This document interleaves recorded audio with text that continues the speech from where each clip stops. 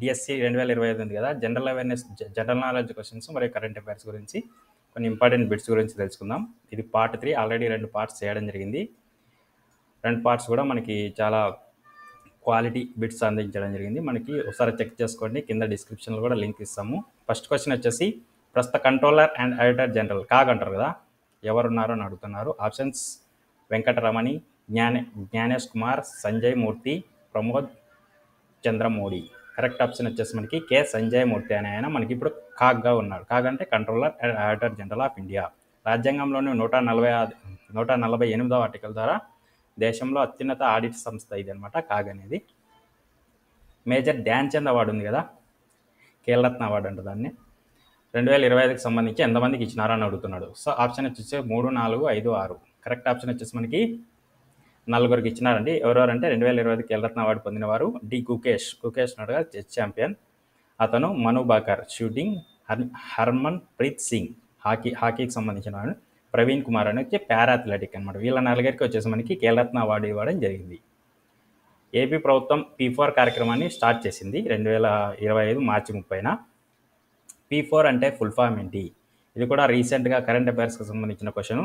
మనకి correct option వచ్చేసి ఇక్కడ people public private partnership for poverty elimination అంటారు. దీనికి మనకి కరెక్ట్ ఆప్షన్ వచ్చేసి బి అనమాట. బి అనేది కరెక్ట్ ఆప్షన్ అవుతుంది. నెక్స్ట్, కింది వాటిలో సరికాని జత. మీరు డైరెక్ట్ క్వశ్చన్స్ ఏవి కూడా చదువుకోద్దండి, ఇలాంటి క్వశ్చన్సే అడగడం జరుగుతుంది.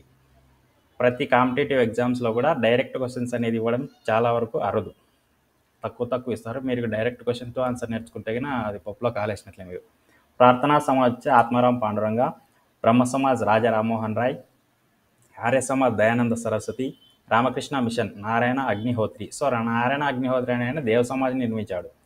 ఇక్కడ కరెక్ట్ ఆప్షన్ వచ్చేసి మనకి రాజా రామ్మోహన్ రాయ్, రామకృష్ణ మిషన్ వచ్చేసి స్వామి వివేకానంద స్థాపించడం జరిగింది అనమాట. Swami Vivekananda, option D correct option. So UADI ఉంది కదా, ఆధార్ సంబంధించిన వెబ్సైట్ అది, దాని సీఈఓగా ఎవరు నియమించబడినారు అని అడుగుతున్నాడు. ఆప్షన్స్ వచ్చేసి Amit Agarwal, Sukumar Sen, Sandeep Bakshi, Bhuvanesh Kumar. So correct option వచ్చేసి మనకి భువనేష్ కుమార్ ఆయనని UADI సీఈఓగా నిర్మించడం జరిగింది. ఇది కూడా రీసెంట్ బిట్టే, ఇది కరెంట్ అఫైర్స్లో వచ్చే అవకాశం ఉందన్నమాట, అందుకని ఈ బిట్ యాడ్ చేయడం జరిగింది. సో నెక్స్ట్ వచ్చేసి సరైన వాక్యాన్ని గుర్తించండి. సో ఇలాంటి 2 వాక్యాలు ఇస్తాడు, 1 కరెక్టు, 2 కరెక్టు, ఇలా 2 రాంగు, ఇలా కూడా అడిగే అవకాశం ఉంది. సో ఈ క్వశ్చన్ చూసుకున్నట్టయితే, భారతదేశం అత్యధిక భూ సరిహద్దును కలిగి ఉన్న దేశం భారతదేశంతో. భూ సరిహద్దు బంగ్లాదేశ్ అనమాట. బంగ్లాదేశ్ వచ్చేసి మనకి 4096 కిలోమీటర్ల సరిహద్దు కలిగి ఉంది.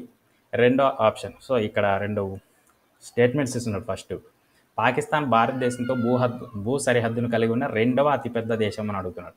సో 2వ అతిపెద్ద దేశం వచ్చేసి మనకి పాకిస్తాన్ కాదు, ఏంటంటే చైనా వస్తుంది అనమాట.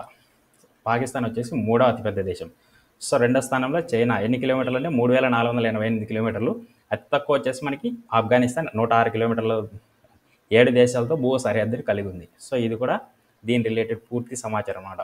మనకి కరెక్ట్ ఆప్షన్ వచ్చేసి ఇక్కడ 2, 1 మాత్రమే సరైనది. సో కరెక్ట్ ఆప్షన్ ఏ అనేది సరైనది. చాలా టైం తీసుకొని అయినా నిదానంగా చదువుకొని రాయాలి ఇలాంటి క్వశ్చన్స్ని. నీతి ఆయోగ్ ఫుల్ ఫామ్ ఏంటి? సో నీతి ఆయోగ్ ఉంది కదా మనకి, ప్లానింగ్ కమిషనర్ దానికి సంబంధించిన నీతి ఆయోగ్ ఫుల్ ఫామ్ వచ్చేసి national institution for transforming India. Planning commission ప్లేస్లో మనకి దీన్ని ఏర్పాటు చేయడం జరిగింది అనమాట. నీతి ఆయోగ్ వైస్ చైర్మన్ వచ్చేసి సుమన్ బెర్రీ. ఎప్పుడు స్టార్ట్ చేసినారంటే 2015. ప్లానింగ్ కమిషన్ ప్లేస్లో దీన్ని తీసుకొని వచ్చినారు. BVR సుబ్రహ్మణ్యం నీతి ఆయోగ్ సీఈఓగా ప్రస్తుతం ఉన్నారనమాట. చైర్మన్ వచ్చేసి ఎవరు ఉంటారంటే మనకి, మీకు తెలిస్తే కింద కామెంట్ చేయండి. ప్రధానమంత్రి ఉంటాడు, ప్రధానమంత్రి నరేంద్ర మోడీ గారు చైర్మన్ ఉంటారు. వైస్ చైర్మన్ వచ్చేసి సుమన్ బెర్రీ.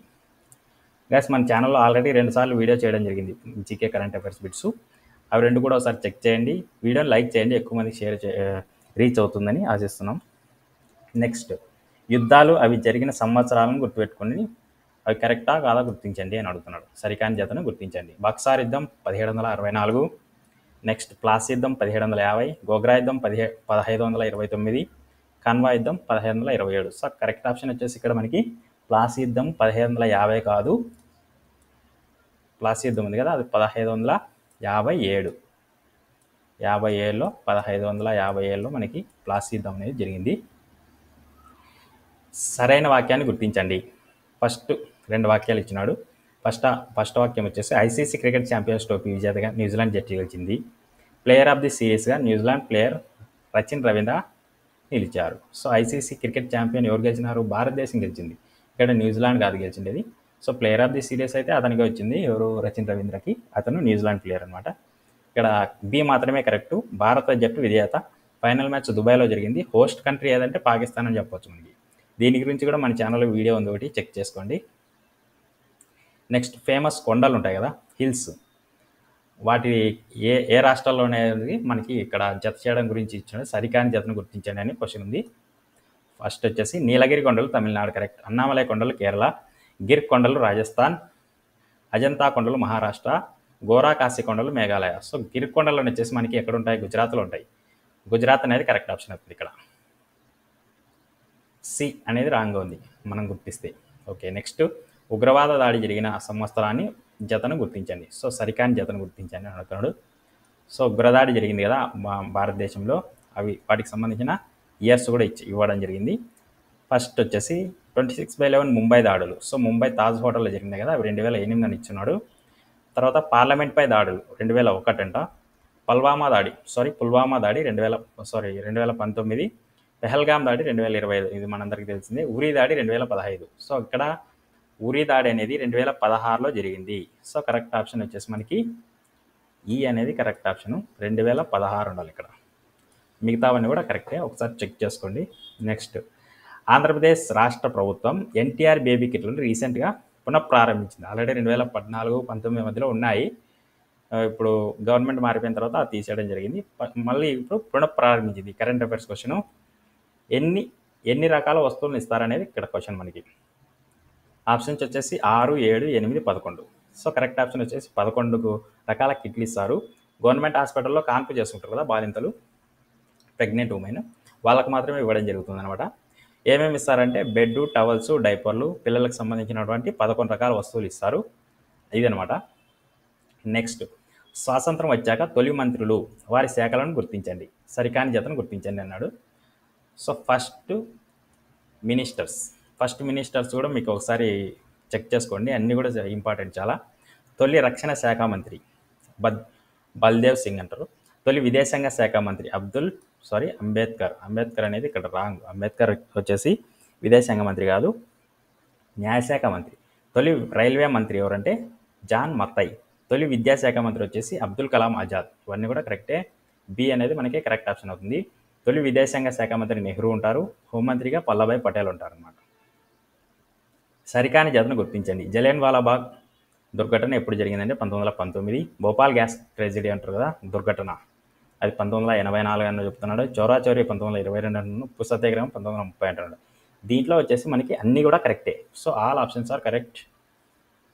మనకి జంబ్లింగ్ ఇచ్చేసి ఇక్కడ ఏబిసిడీలు 1, 2, 3 ఇచ్చేసి అలా కూడా ఇవ్వచ్చు. మీరు ఒకసారి అది లెంత్ అవుతుంది, మనకి ఇక్కడ చెప్పడం కష్టం కాబట్టి డైరెక్ట్ ఇవ్వడం జరిగింది. గుర్తు పెట్టుకోవడానికి ట్రై చేయండి అంతే. నెక్స్ట్ కింది వారిలో ప్రాజెక్టులు వాటి నదులు. సో ఒక ప్రాజెక్ట్ ఉంటుంది, అది ఎక్కడ నిర్మించారు, ఏ నది మీద నిర్మించారు అనేది మనకి ఆప్షన్స్ కింద ఇచ్చున్నాడు. హీరాకుడ్ డ్యామ్ వచ్చేసి మహానది, బాక్రానంగల్ సట్లెజ్ నది, ఇంద్రాసాగర్ డ్యామ్ నర్మదా నది, Tehri dam Bhagirathi, Nagarjuna Sagar dam. So Nagarjuna Sagar dam మనకి తెలంగాణ సైడ్ వస్తుంది, కృష్ణా నది మీద. కావేరీ నది మీద నిర్మించబడినది మత్తూరు డ్యామ్ అంటారు. ఇక్కడ ఆప్షన్ వచ్చేసి మనకి ఈ అనేది మనకి కరెక్ట్ ఆప్షన్. ఆన్సర్ వచ్చేసి ఈ. ఇదండి ఈ వీడియో. ఇలాంటి లేటెస్ట్ అప్డేట్స్ కోసం మన ఛానల్ సబ్స్క్రైబ్ చేసుకోండి. Thanks for watching. Have a nice day. మన ఛానల్లో ఆల్రెడీ 2 వీడియోస్ అప్లోడ్ చేయడం జరిగింది. ఇది 3వ వీడియో. ఒకసారి చూడండి, లైక్ చేయండి ఫస్ట్.